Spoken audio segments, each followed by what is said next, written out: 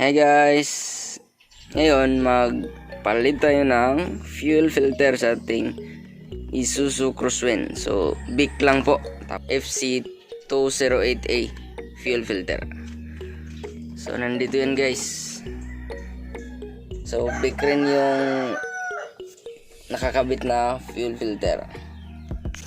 So tanggalin lang tong dalawang bolt na yan, tapos tanggalin yung fuel filter natin at saka yung mga clips, at saka linisan din tong fuel water separator. Ito po.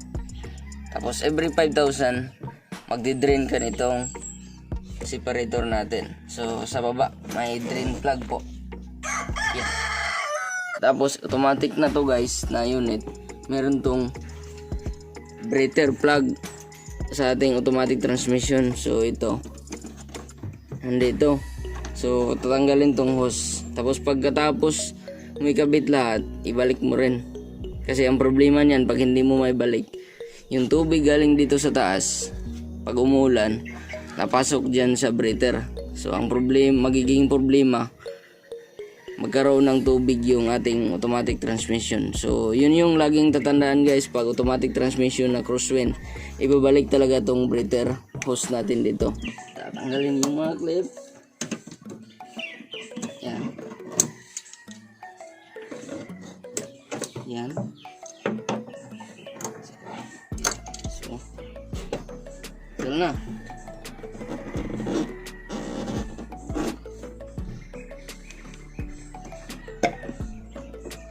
Ayun.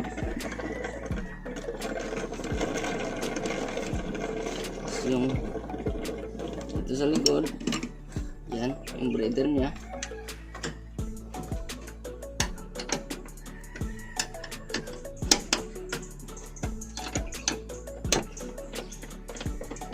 Yan. So guys, tanggal na yung ating fuel filter. So tanggalin natin tong fuel separator guys.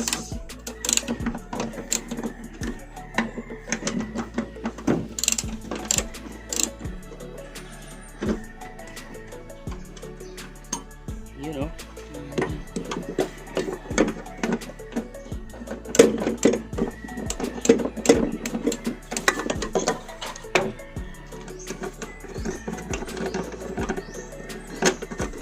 Yeah. May dalawang clip guys. Separator. Okay. So natanggal natin yung clip sa ating water separator sensor.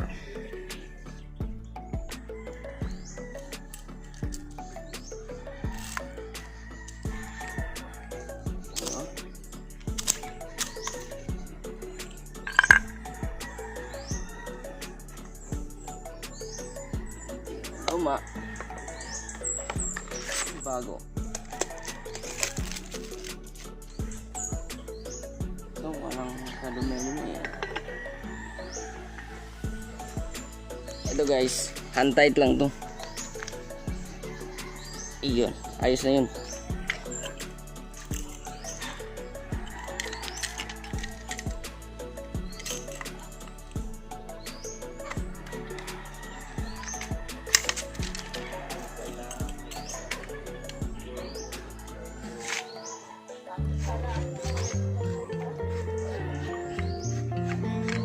Tanggalin natin.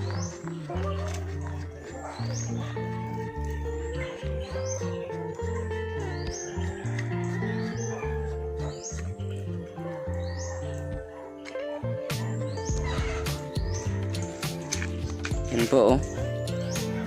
Medyo may duming konti.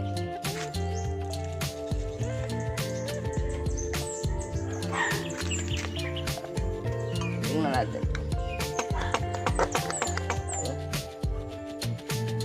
Yan. Tapos malinis din yung valve nito guys. Yan. Kabit na natin. Ito may o-ring guys ha. Pagkabit niyan, yan.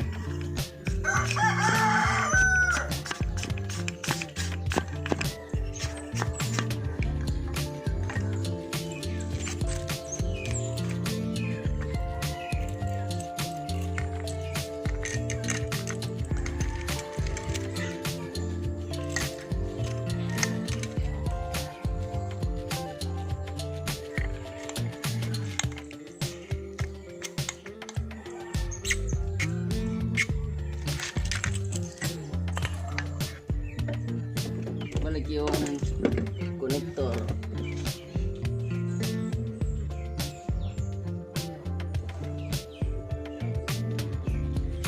Yan.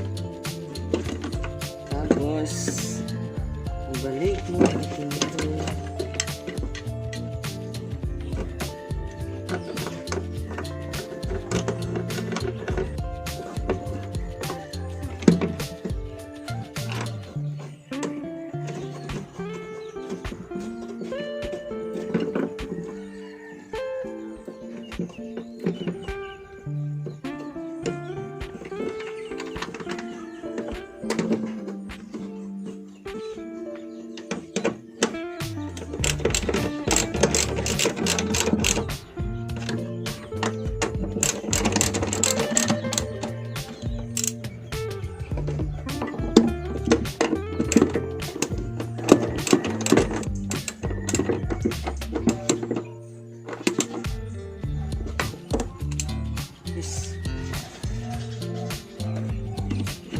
Ayan, itong sa automatic transmission breather, ibalik natin.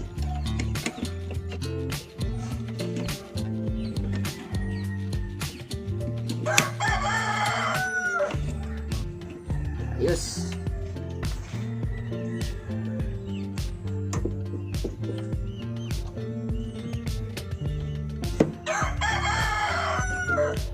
Tapos itong isa. Ito yung suction galing sa tangke.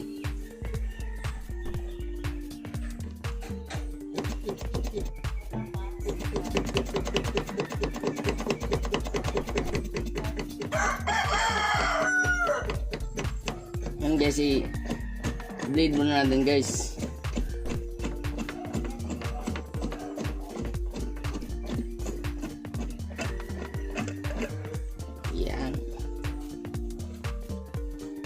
Ayan guys, bakit may lagyan? So bleeding natin guys muna bago ipasok lahat. So yan po.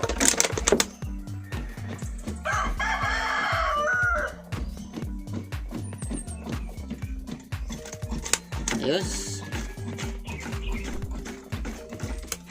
Ayan, na-bleed natin. Tapos ulit pa.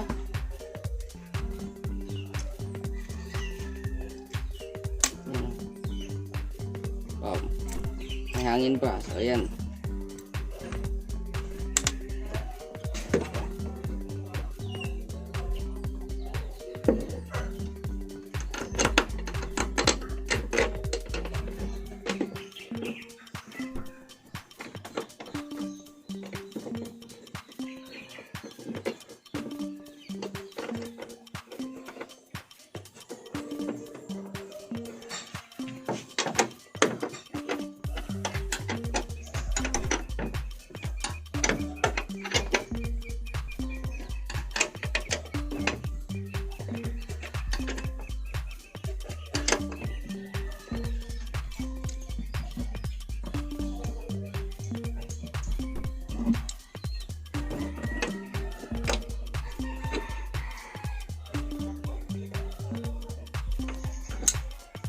Done.